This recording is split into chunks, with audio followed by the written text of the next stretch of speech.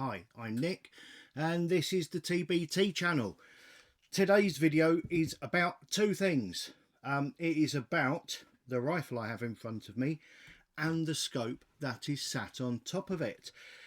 The rifle is a CZ452 in 17 HMR. Nothing particularly remarkable about it. I've got a Boyd custom stock on it because I like those, and one came up for it.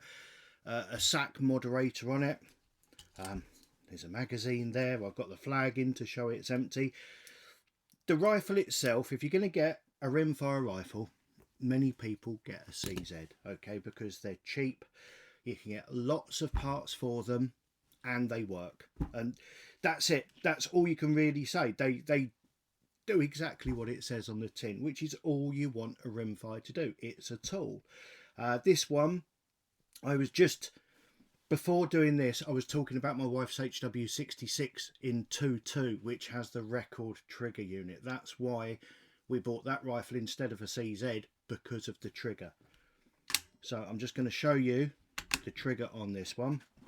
It's a single stage for a start, okay, so it's not a two stage, it's a single stage, and it's just take up the tension, absolutely no creep, and it goes. It's not particularly light, but it's not particularly heavy, and for me it's perfectly adequate. I like this rifle. I like the calibre. I love a 17 HMR. It's just a zip along. They are fantastic out to, I'd say, 120, possibly 150 meters at a push, and they have lots of destructive power, because although it's a very, very small projectile and it's only producing somewhere in the region of 350 foot-pounds, so it's not a powerful gun by any means, but it's traveling so fast that you actually get hydraulic shock, which is something that happens at speeds over around about 1800 feet a second, and this is zipping along at 2,500 at the muzzle. So it's extremely effective against lots of things. So I only ever use it against paper or other things as well. I shoot at targets, but in another video that's coming up that I'm going to be doing today when I get to the range, we're going to do a little bit of hunting with this, but keep an eye out for that one. We're going to be doing some caliber comparisons. So that's the rifle, but really I wanted to talk about the scope. What we have here is a Vector Optics Hugo. Now, that confuses me for a start, because I always think of Victor Hugo, you know, the guy who wrote Hunchback of Notre Dame, amongst other things. So it's my Quasimodo scope. It's a Victor Hugo. No, it isn't. It's a Vector Hugo 6-24 by 50 GT. Now, although it looks like it's got all kind of spangly vajazzles all over it, it's got quite a sensible reticule. I don't know if you can see it on there. We've got a dot in the centre, and then underneath it we've just got 3 small lines, and really that's all you need. Overcomplicating things with dots and Christmas trees and squiggly lines and writing, it just makes it take longer to shoot the target, so which is good if you've got a lot of time between shots, like HFT or FT or whatever it is. They're great, but if you just want to shoot stuff, then simpler is better. Now, this does have an illuminated dot in the center. I haven't tried that as yet. I've never even put a battery in there, because I don't use them. I don't need them. It's not something that I feel a need for. I'm going to get a battery and I will try it when I get to the range, because basically the reason I don't use them, or haven't used them, apart from the fact I don't shoot when it's dark, is on cheap scopes usually they're too bright, and all they do is obscure the target with a massive amount of light that just gets in the way. But we'll have a look. And the reason I say with cheap scopes, this isn't an expensive scope. Now, I paid much less than I should have done for this, because I actually bought it from a friend who got it in a competition, I think, or something like that. So I only paid €100 for the scope. They're more than that new, but they are not an expensive scope. There's lots of different versions of vector optics around. I only have this one, so I can only tell you about this one, and that's what I'm going to be doing today. Now, I have used this scope and I have zeroed this scope, and so far what I can tell you is the clicks are very positive.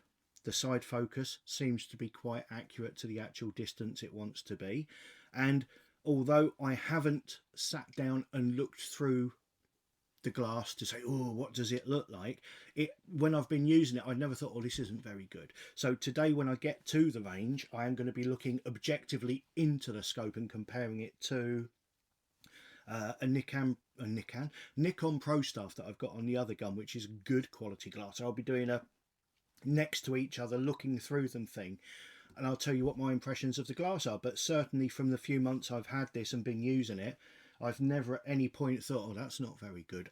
In fact, I thought I'd got a hell of a bargain at the price, and I thought this was a lot more expensive. No, because I hadn't bothered, because it was off a mate, I just bought it. I hadn't bothered to go online and see how much the scopes are. I was shocked to see how much they actually are in the shops. They're not very much at all. Already I think these are good value, new at the full price, but we'll see. This one has a 25mm tube on it, which means it's lighter. It also means it fits the mounts I had, which is great. It did come with mounts, and I believe from memory they were a bit pony and I didn't use them. They'll be in a drawer somewhere, or maybe I threw them away. They weren't very good, certainly not as good as the scope is. But anyway, enough twaddling on. Let's get down to the range and do some shooting. And here we are at the range. Now, it had been my intention today to show you what I could see through this scope using a camera holder that fits on the back of the scope, so that you could see through the scope. Now, firstly, this is CAC. It doesn't work, or my phone doesn't work, or something. It's horrible, it's nasty, I can't line it up and it keeps going wonky. If you know of one of these that's a good one, please put a link in the description below, in the comments below, because I do want to get one, because I'd love to remake this where you can actually see from my point of view. Now, we've got targets set out at 50 meters, but I'm going to have the camera pointing at me first of all. We won't be using that, but we will be using Winchester high velocity 17 HMR rounds, and of course eyes and ears every time. Let's do some shooting. Now it's time to test the scope. I'm going to do some tests looking through it before I go any further. Before I put the bolt, I've got the bolt out, I've got my flag in, and the magazine's out, so the gun is safe. So I'm just going to check the focus by pointing it up at the sky, then adjusting the rear focus ring until the reticule is as clear and as sharp as possible. That's the first focus. Next, I'm going to look at, take it down to the minimum. Now, that's better than my eyes. That is sharper and better than my eyes. I suppose because I'm not wearing my glasses, they're here. And I focus this to my eyes, I can see better through this than I can. Everything is pin sharp and lovely, and looking from extremity to extremity, there's a slight blur on the very edge of the view around the sides there. Bonjour, monsieur.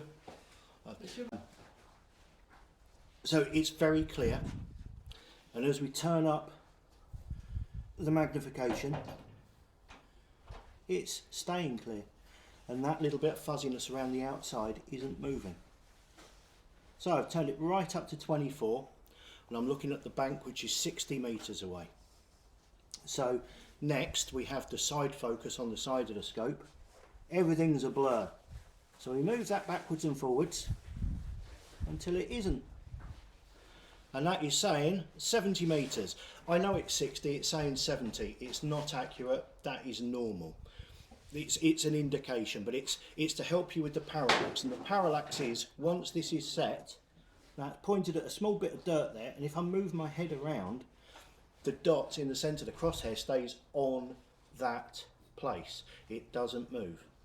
And that's what parallax is. If it's parallax for the wrong distance and you move your head, the image appears to move with the crosshairs, which is where inaccuracy comes in. Now, I'm going to fire off a few shots because this gentleman's just walked in and he wants to do some shooting. So I'm going to put my eyes and my ears on. Monsieur, monsieur, avez-vous quelques casques? Monsieur, je tire maintenant, avez-vous casque? Merci. We're just going to fire a few off. Now, it's a 17 with a moderator, but because the bullets themselves are supersonic, going very fast, they make a hell of a crack.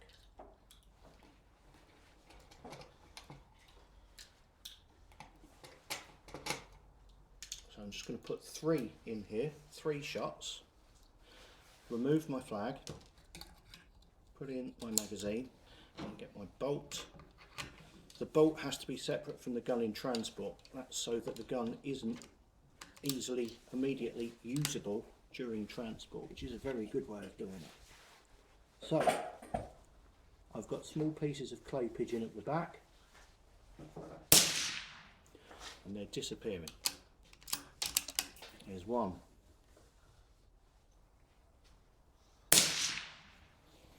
2.